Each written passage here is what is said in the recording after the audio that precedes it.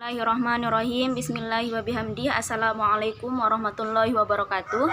Perkenalkan, nama saya Eva Fajriani. Saya kelas 6C, jurusan Tadris IPA Biologi, Fakultas Tarbiyah dan Keguruan, Universitas Islam Negeri Mataram. Alhamdulillahirabbil alamin wa bihi nasta'in wa la umurid dunya waddin wa ala alihi wa sahbihi ajmain, amma ba'd.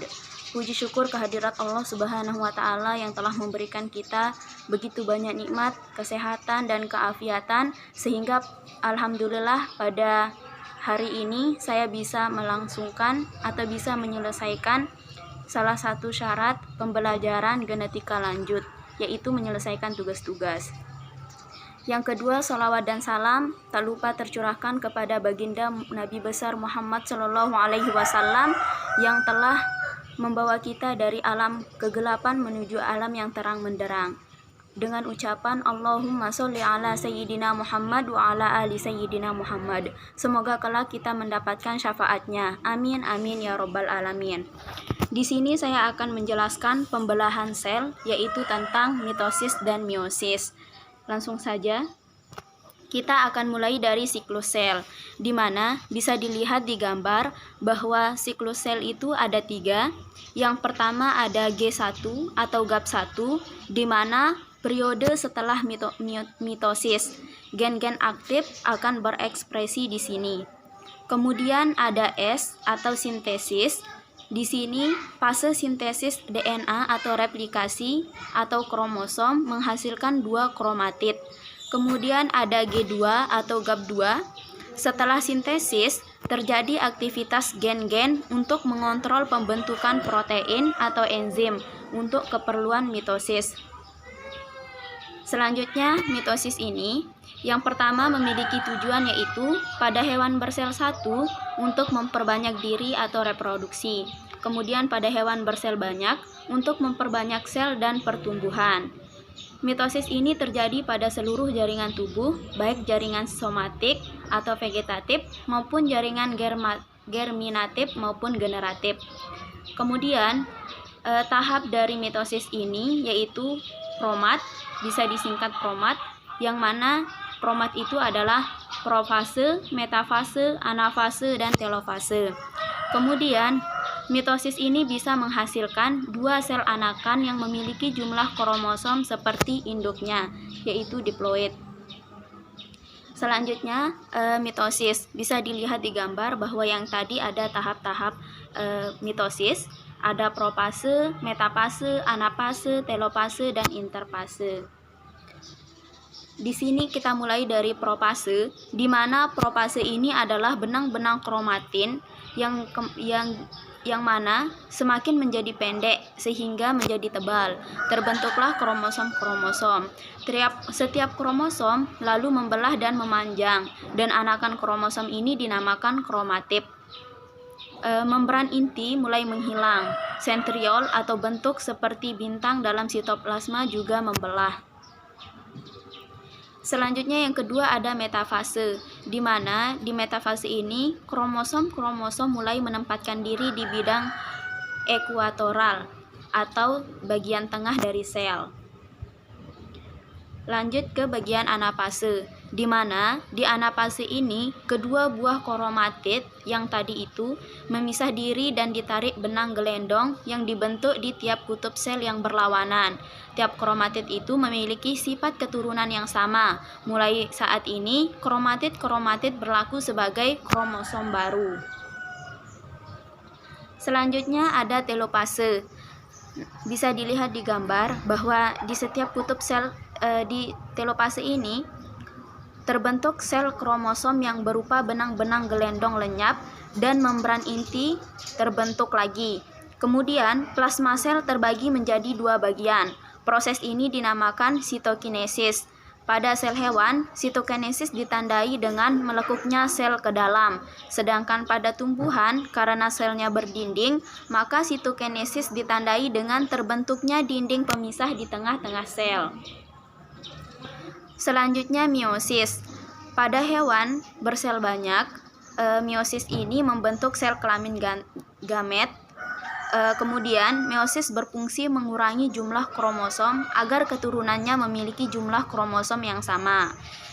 Selanjutnya, meiosis ini pada tumbuhan terjadi di benang sari atau putik, sedangkan pada hewan terjadi pada alat kelamin.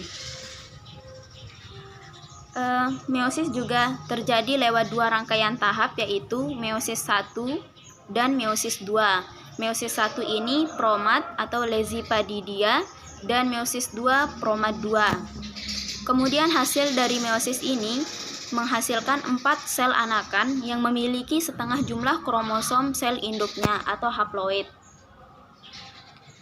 Kemudian di sini meiosis. Di sini bisa dilihat tahapan dari meiosis, ada meiosis 1 dan meiosis 2. Bisa dilihat di gambar. Penjelasan ada di slide selanjutnya. Nah, pada meiosis 1 yang dibedakan atas beberapa fase. Yang pertama ada profase 1, kemudian ada metafase 1, anafase 1, telofase 1. Bisa dilihat profase 1 dibagi menjadi 5 tahap. Kemudian yaitu leptozeon, zigoteon, pakiten, diploid, dan diakinesis. Kemudian metafase 1 atau bivalen menempatkan diri di bidang tengah dari sel acak atau random.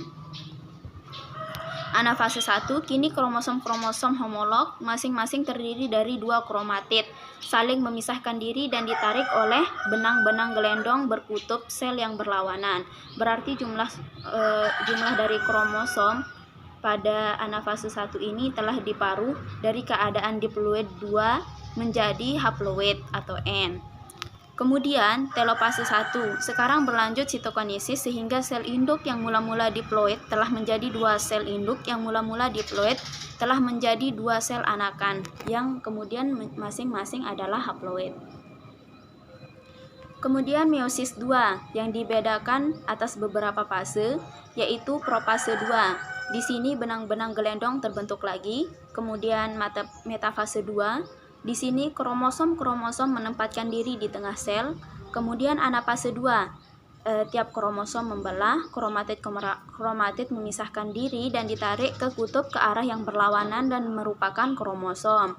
Di telofase 2 berlangsunglah sitokinesis lagi, diikuti dengan pembentukan membran inti. Perbedaan mitosis dan meiosis bisa dilihat dari itemnya, kemudian mitosis dan meiosis. Dari jumlah anakan, mitosis ini menghasilkan 2 sel, sedangkan meiosis menghasilkan 4 sel. Kemudian terjadi kalau mitosis ini terjadi pada sel tubuh, kemudian meiosis terjadi pada sel gamet atau sperma dan ovum. Kemudian fungsi dari mitosis. Kalau mitosis fungsinya pada pertumbuhan, regenerasi, produksi aseksual. Sedangkan meiosis berfungsi pada pembentukan sel gamet. Kromosom anakan yang dihasilkan oleh mitosis itu diploid atau 2N, sedangkan meiosis hanya menghasilkan haploid atau 2N. Kemudian replikasi DNA-nya. Untuk mitosis saat interfase sebelum mitosis dimulai, sedangkan meiosis saat interfase sebelum meiosis tahap 1 dimulai. Kemudian tahapan pembelahan. Kalau mitosis dia sekali pembelahan, sedangkan meiosis 2 kali pembelahan. Sinapsis kromosom homolog pada mitosis itu tidak ada, sedangkan pada meiosis ada dan terletak di profase 1. Kemudian pindah silang gen. Pindah silang gen ini pada mitosis itu tidak ada, sedangkan pada meiosis itu ada. Kemudian pemisahan sister kromatid. Pada mitosis itu ada fase anafase, sedangkan meiosis pada fase anafase 2. Mungkin hanya itu yang bisa saya sampaikan, kurang dan lebihnya saya mohon maaf. Sekian dan terima kasih. Wallahul muwaffiq wal hadi ila sabilir rasyad. Wassalamualaikum warahmatullahi wabarakatuh.